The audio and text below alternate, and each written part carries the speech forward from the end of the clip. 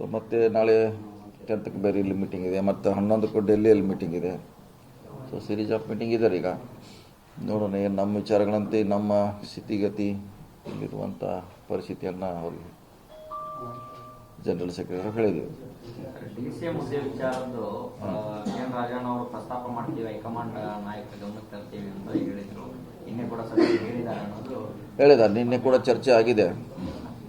ಯಾಕಂದರೆ ಇದಕ್ಕೂ ಸುಮಾರು ಜಾತಿಗಳ ಪ್ರಬಲವಾಗಿ ಕಾಂಗ್ರೆಸ್ ಪಕ್ಷ ಜೊತೆ ಗುರುತಿಸಿಕೊಂಡಿದ್ದಾವೆ. ಅವ್ರಿಗೂ ಕೊಡಬೇಕಾಗ್ತದೆ, ಅದಕ್ಕೆ ಹೈಕಮಾಂಡ್ ಹೇಳಿ ಅಂತ ನಿನ್ನೆ ಕನ್ವಿನ್ಸ್.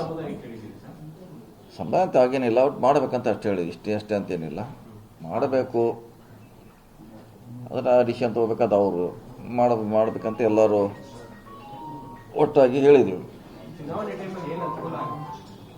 ಆಗ್ಬೋದು, ಅದು ಪರಿಣಾಮ ಬೀರ್ತೈತಿ.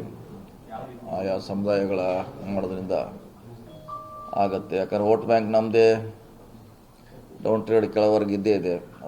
ದಾಮೋದರ್ ಮೆರಾಬುಲ್ ಗುಲಾಬಿ ಬೆಳೆದು ಅರ್ಧ ಎಕರೆಯಲ್ಲಿ 6 ಲಕ್ಷ ಲಾಭ ಗಳಿಸ್ತಿದ್ದಾರೆ. ನೀವು ಕೂಡ ಅವರಿಂದ ಕಲಿಬೇಕಾ?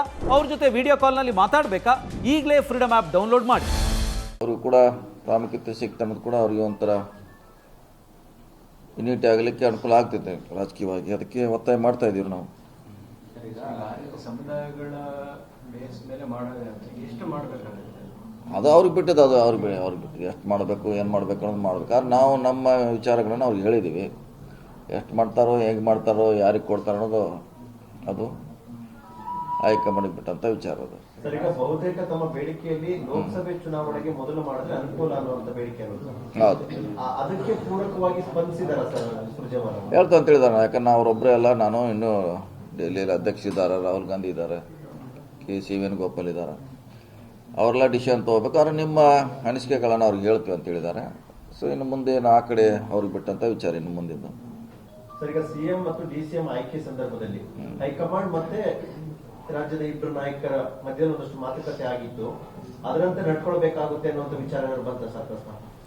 ಇಲ್ಲ, ಆ ವಿಚಾರ ಪ್ರಸ್ತಾಪ ಆವಾಗಿದ್ದು ಯಾವುದೂ ಪ್ರಸ್ತಾಪ ಇಲ್ಲ. ಈಗ ಈ ವಿಚಾರ ಮಾತ್ರ ಲೋಕಸಭೆ ಮತ್ತು DCM ವಿಚಾರ ಮಾತ್ರ ಚರ್ಚೆಗೆ ಬಂದಿದೆ. ಒಂದೇ DCM ಇರಬೇಕು ಅನ್ನುವಂಥ ಕರಾರನ್ನ DK ಶಿವಕುಮಾರ್ ಅವರು ಹಾಕಿದ್ದು, ಅದ್ರ ಪ್ರಕಾರ ಆಗಿದೆ. ಈಗ ಹೆಚ್ಚುವರಿ ಆಗಬೇಕಂತಿಲ್ಲ ಅನ್ನುವಂಥ ಮಾತನ್ನು ಅವ್ರು ಹೇಳ್ತಿದ್ರು. ಇಲ್ಲ, ನಮ್ಮ ಹೇಳಿದೀವಿ, ಡಿಸಿಷನ್ ತೊಗೊಳ್ಳೋದು ಹೈಕಮಾಂಡ್ ಬಿಟ್ಟಂತ ನಾವು ಹೇಳಿದ್ವಲ್ಲ. ನಾವು ಈ ರೀತಿ ಕನ್ವಿನ್ಸ್ ಅವ್ರಿಗೆ ಮಾಡಿದ್ದೀವಿ, ಈ ಥರ ರಾಜ್ಯದ ಪರಿಸ್ಥಿತಿ ಹಿಂಗಿದೆ ಹೇಳಿದ್ದೀವಿ. ಸೊ ಮಾಡೋದು ಬಿಡೋದು ಅವ್ರಿಗೆ ಬಿಟ್ಟಂಥ ವಿಚಾರ ನಾವು ಹೇಳಿದ್ದೀವಿ ಅಷ್ಟೇ. ಡಿಸಿಷನ್ ಅಂತಿಮವಾಗಿ ತೆಗೆದುಕೊಳ್ಬೇಕಾದ್ರೂ ಹೈಕಮಾಂಡ್ನವರು, ಜನರಲ್ ಸೆಕ್ರೆಟರಿ ಅವರು, CM ಅಧ್ಯಕ್ಷರು ಅವ್ರು ತಗೋಬೇಕು. ನಮ್ಮದು ವಸ್ತುಸ್ಥಿತಿ ಏನಿದೆ, ನಮ್ದು ಹೇಳೋಂಥ ಡ್ಯೂಟಿ ಇತ್ತು, ಹೇಳಿದ್ದೀವಿ. ನಿಮ್ಮ ಬೇಡಿಕೆಗಳಿಗೆ ಅವರು ಸುರ್ಜೇವಾಲಾ ಅವರು ಕನ್ವಿನ್ಸ್ ಆಗಿದ್ದಾರೆ. ಮತ್ತು ಇಷ್ಟೆಲ್ಲ ಜನ ಕನ್ವಿನ್ಸ್ ಆಗಲ್ಲ, ಹಾಗೆ ಆಗ್ತಾರೆ. 7 ಜನ ಹೇಳಿದ್ದೀವಿ. ಲೋಕಸಭೆ ಚುನಾವಣೆ ಮೇಲೆ DCM ಮಾಡದೇ ಇದ್ರೆ ಲೋಕಸಭೆ ಮೇಲೆ ಚುನಾವಣೆ ಮೇಲೆ ಪರಿಣಾಮ ಬೀರುತ್ತೆ ಅನ್ನೋದು ಅರ್ಥ ಆಗಿದೆ ಅವರಿಗೆ.